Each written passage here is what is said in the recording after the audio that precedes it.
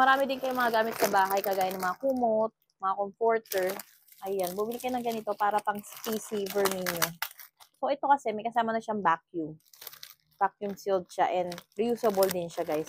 Magamit yun siya ng maraming beses. Kunyari, magta-travel din kayo and marami kayong dadalhin na mga damit. Ayan.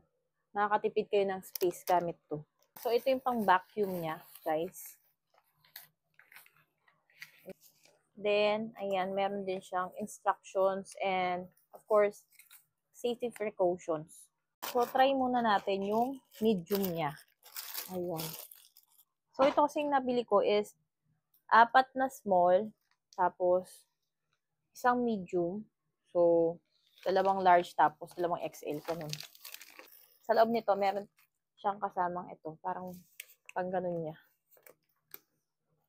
Isa-sample ko po sa inyo yung uno ng anak ko. Ayan. So, naglagay ako ng 2 medyo matabang unan. Lalagay ko dito. So, itong 2 unan na to, ayan, as you can see, medyo malaki siya. Ang ilalagay natin dito.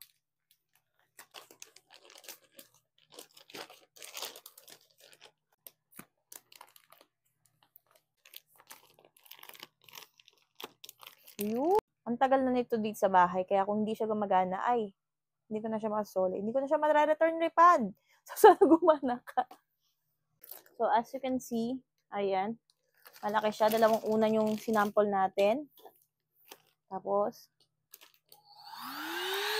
as you can see, konti pa lang naman yung kanyang na AC-sealed. Medyo tinigil ko muna kasi.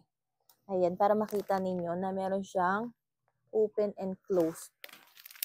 So, syempre, kapag babawasan nyo siya ng hangin, kailangan open. Then, after nyo siyang tanggalan ng hangin, i-close ninyo. So, yun na siya, guys. Ang nipis niya na.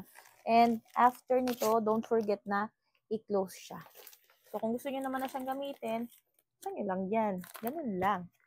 So, kung gusto nyo ng ganitong product, guys, space saver, marami kayo may ilalagay, and very useful para sa ating pag-travel and para sa ating mga bahay.